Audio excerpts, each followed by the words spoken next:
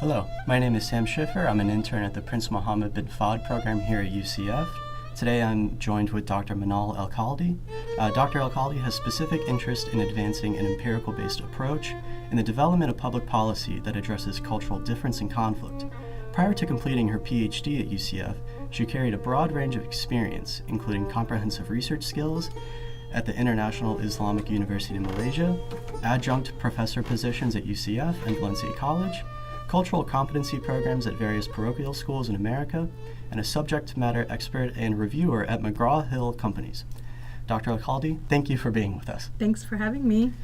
You completed a dissertation here at UCF discussing the influence of religion on interstate relations. The Middle East is obviously a very sensitive region when it comes to religion. Could you describe some of the cases of rivalries between states in the Middle East spurred by religion in particular? So most of my study focused on all of the rivalries that have occurred from 1945 to 2001. And I found that my findings were significant in that countries with different religions, like the predominant religion is different. When they're different, they have a higher likelihood of engaging in war. So I tested rivalry recurrence, and I tested war. My findings were significant for rivalry recurrence and war, but not rivalry, which means that the findings suggest that when states don't have the same predominant religion, they have a higher tendency, a higher likelihood of engaging in rivalries that recur over time and militarized conflicts such as war. Those are more severe than regular rivalries by the definition. Right.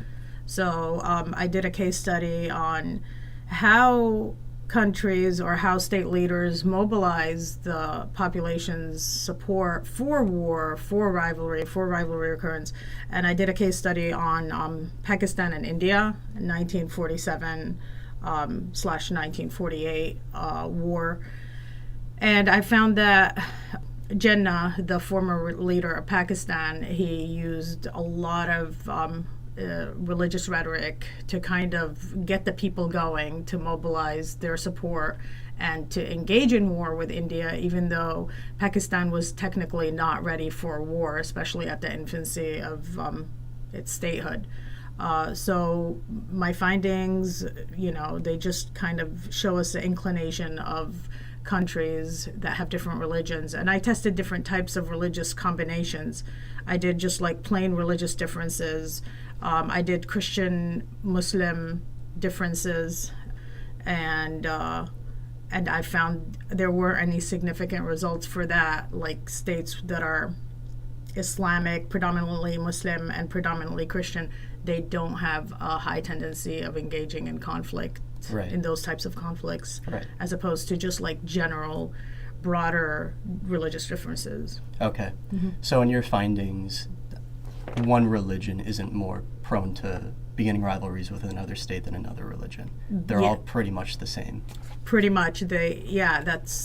That's pretty much what I found. And that's why I kind of diversified. I even did different sects of religions. I did like Sunni, Protestant. I did like Shiite, Muslim, Shiite, Sunni, Protestant, Catholic. So I even did different sects within the same religion even. So I really tapped into many variations of religious differences just to see the extent of how religious differences may increase the likelihood of conflict. Right. Militarized conflict. And what role do you think outside powers have in de-escalating conflict along religious lines, if at all? I believe that powers like the United States, for example, they have the ability to help subdue situations in different parts of the world by seeking like diplomacy and avoiding war, avoiding conflicts that may potentially affect the citizens and the country at large. But other than that, I do believe that big countries, like powerful countries, have a role to play if they seek peaceful avenues, and they don't like, they're like more neutral than they are siding with one as opposed to the other. Right. Right. And a lot of the times the United States, in their forays into the Middle East and religious conflict, they try to establish types of government that in the West we see as stable. There have been many attempts to impose democracy in the Middle East by the West. How does the religious landscape in the Middle East influence these attempts at democratic governments? So in Islam, the proper form of government is democratic, if you define democracy in its pure form, where there's rule by the people and there's a non-corrupt government and there's consultation and decision making. If Muslim countries, or predominantly Muslim countries, were to seek that avenue of establishing democracies, they have to be full-fledged democracies. They cannot be partial, because that's why you see so much chaos in the Middle East, because even though they're taking some elements of democracy, they're not adopting the full constitutional parameters of what a democracy needs to look like. And that's why it's failing, because people want to practice their religion. They want to practice Islam in the Middle East, for example, but the secular democracy, the secular governments, or the soon-to-be secular, or the secular governments over there, they're resisting, and that may have a lot of backlashes, because even in my findings, that's why I didn't just study religious differences. I also studied religious ethnic differences and linguistic differences. So I kind of controlled for other types of cultural differences to see which one has a higher likelihood of causing war when there are differences. And I did not get any significant results for ethnic or linguistic differences. And religion has always been, since the beginning of time, it's always, kind of increased people's zeal, zealots, for example, like in the past. Religion plays a big role in people's lives, and especially with Islam, and how the governments that are developing are resisting the combination of Islam within their rule of law, which makes the whole democracy kind of defunct at best. But if they were to adopt democracies like that of America, which is, functional, fair, just, there's, liability for corruption, if they do that full on, then I see that there would be a lot of success in the Middle East, for example. But if they do partial, if they say, okay, we want to, kind of appear to be democracies, but we're going to control the media, we're going to control the airwaves, we're going to control what you say in public, that's not a democracy. So it's kind of counterintuitive to be a democracy, but also limit people's freedom of speech, freedom of religion. So like the Bill of Rights is just a very simple way of saying this is how a democracy functions. But they don't want to have these Bill of Rights. They don't want to. They want to kind of tailor it to their liking and to kind of benefit them, the governments, as opposed to being there for the people. And I believe that the United States can be a good foundation to kind of guide them to be on the right track, and to, but through diplomacy. But you have to adopt it all the way. You Right. cannot. Democracy is not like partial effort. Right. No half measures. Mm-hmm. With the Islamic State forces being defeated in the battlefield and their territory shrinking in Iraq, people are worried about their propaganda reaching a larger audience. That so-called lone wolf attacks will become more prominent in the West, the United States and Europe. How can governments, both in the Middle East and abroad, keep that propaganda from spreading and that violent ideology? The lone wolf terrorists and all those terrorist organizations around the world that associate themselves with Islam, right on, Muslims, normal Muslims, that is, people who actually understand Islam, which is a majority of Muslims out there, will not adopt it. It is not something, it is a complete paradox. It's a complete contradiction with the Islamic ideology. So I wouldn't even say that they're Islamic. I wouldn't even say that they're a supposed Islamic state. These people are murderers. They're killers. And they use a religion, which, by the way, is another reason that prompted me to do my research, how religion can be used to manipulate. But their focus is on the less educated, the people who don't even have books, the people who don't even know what Islam is, and they've just like kind of inherited from generation to generation. And that's why it is a role of these governments to provide proper education, because I'm an educator by profession, and I know how big of a deal, I know that education plays a big role in society, and these societies, they have nothing to live by. They're kind of like aimless, so they're targets for these fundamentalist groups, and they know who their targets will be, the less educated, those who, and then they would go manipulate the rich people to fund them. So educating them properly about what a proper Muslim state or Islamic state is or ought to be is a way to, by history, by the way that it was done historically for hundreds of years. But I don't think they're going to be successful. I don't think this is going to be a phase that will last for a long time. I believe that people have, kind of woken up to this trend that's happening where Islam is being manipulated. And I do believe that they're taking measures to kind of educate their kids at home and to teach them the proper Islam, as opposed to what is being perversely, projected in the media or whatever. Right. But yeah, I believe that governments can change that or shift that trend by providing proper education for their people to, give them something to understand.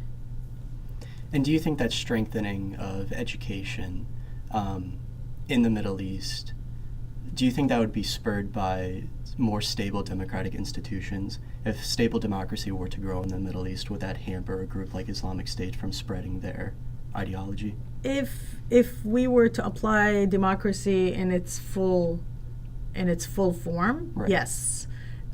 When there's a functional government, a functional society, people who have education, there's proper public works, there's rule that is non-corrupt, and people have a say in who is elected. Yes, I believe that there will be less grievances in societies over there. But that's why even like I looked into the terrorist organizations very briefly, and it seems like they go to these little villages and they manipulate the people and they give them all these like weird promises that are all false and insane to a normal person, but to someone who doesn't know any better, they're like, oh yeah, this is great. So kind of work within the system and see it, and ideally speaking, work within the system and then work your way out. But democracy and education have to happen simultaneously. They have to happen kind of contemporaneously almost, because it's kind of like a chicken egg kind of thing, like which must come first. They have to work together. The Right. people must know that this democracy is for their good, and the leaders must know that their role is for the people. So it should happen together. And I do believe that you can reverse these damages that the fundamentalist groups have started. Right. And so switching gears a little bit to the conflict in Syria, many people see the conflict as a secular war and a proxy for the United States and other major powers, Russia, Iran, Turkey. They all have a hand to play in the conflict. How has religion played a part in the war, if at all? I believe that Russia is, I wouldn't say it's a proxy, I would just say it's an aid to the secular Syrian government. But every time, because secularism is supposed to overthrow any religious affiliation. So from the beginning of time, people have had religion before they've had culture. They've had religion before, they identify with their religion as opposed to their ethnicity. So that to do away with religion is to do away with the people. So, and that's why the Assad regime, that's why he's killing the people, because he's like, okay, I can't get Islam out of their mind, but I can get rid of them, kind of. But I think the United States has good intentions, though. I don't think America is like, oh yeah, let's, I don't think they understand the extent of how deep-seated religion is over there and how crucial it is to the livelihood of the people. But Assad knows, obviously. He knows what he's doing. And the Russians are just, it's all about money. It's all about supply and demand, and kind of getting paid for supplying them with warfare material or with whatever, with lethal weapons. But you can do away with the people, but religion will always remain with the next generation. And hopefully, the generations that will come after, they'll know the proper way to implement and to carry out Islam as intended by the religion itself, not the way it's been twisted throughout the years. Right. What kind of result can the U.S. hope for in Syria? In the next 20 years, probably a lot of bloodshed. This is not going to, this conflict is not going to abate anytime soon. I don't anticipate, because it might even spill over. That's why it was so strange for me to even see the sectarians, the sects within the religion have a higher likelihood of engaging in conflict than different religions altogether. So now that this has kind of given birth to like a Sunni Shiite conflict, this is gonna last for ages, and it may spill over, and it may cause an even bigger war, a civil war within the Muslim societies, because now you're testing the roots of the religion. So I feel like America may or should not expect peace anytime soon unless there are drastic measures taken to oust these, tyrannical leaders such as Assad, and to, allow the people to elect a leader that they see fit, that will not be corrupt, that it will not be like a military coup or something like that. But as long as these leaders such as Assad exist in the Middle East, America should not hold its breath in seeing any change. It's just going to kind of spill over, and it'll just give birth to new conflicts. Right. In regards to Yemen, the conflict has produced a level of food insecurity that is resembling famine in the nation. How can religion play a role in the conflict and the famine? Can it mitigate the conflict or work for the benefit of the people? Or do you see it more as exacerbating the conflict and provide or take advantage of the situation in Yemen that can lead to the rise of extremism? That's a very good point, actually.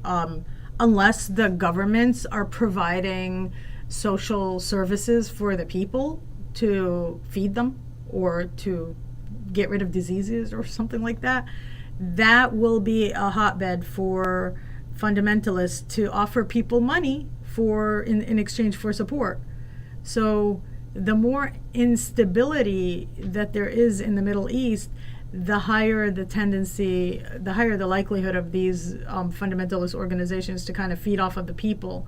And all they want is to survive, the people. You know, they want food. They don't want to starve. So you don't know, they might go up to them and be like, they're small villages, so they might go to them and just like offer them money or welfare or something. I mean, if the government is not doing it, these people they may get the support, the fundamentalist groups may get the support of the citizens by default. For no fault of the people, they're going to be like, well, we just want to survive. There's nothing else. There's nothing else, not like anybody's offering. And that's why stability comes it's like a whole process. Stability comes with education and social services and all these, everything that we have in America, basically. It's like a perfect model, not perfect per se, but like it's one of the best models that exists out there for stability. I mean, it's one of the reasons why we moved here to begin with, like from when I was a child, for that stability. But yeah, that's a very good point that you make. Right. So far, we've focused on many issues gripping the Middle East. Are there any success stories? Are there examples of states overcoming these religious differences and resolving conflict? This could be conflict within a state, between sects. Do we have any examples of that difference being overcome or being worked with to a point that stability can be reached between two rival parties? I mean, the only model that I can think of is the initial Islamic state that was intended by the Prophet and the caliphate system. When I say caliphate, I don't mean anything that has to do with the present definition of caliphate, because definitions vary, and now it's associated with like terrorism and all that crazy stuff. The vicegerents that followed after the Prophet's footsteps, they did have a proper functioning government, a proper state, Islamic state, allowing welfare for people, allowing stability, allowing education, despite your religious affiliation. So the welfare was even distributed to Christians and Jews, and anybody that lived in present-day Saudi Arabia and Ottoman Empire and all that. They had a welfare system, and people collected it, and they provided it for all religions, and people lived peacefully. This is pre-Crusades, of course. But yeah, they lived for 1,000 years or so without conflict, and total without conflict. And that goes to show that people, when they apply the religion holistically, when they apply it correctly, people can live together, irrespective of their religious affiliation. But when religion is used in a twisted way, that can easily manipulate those who don't know any better. Right. Very insightful. Thank you. Well, thank you very much for being with us. Thank you so much, Sam. That was Manar Elkhaldi. She completed her PhD studies here at UCF. And for the Prince Mohammad bin Fahd program, this is Sam Schiffer. Thank you very much for listening.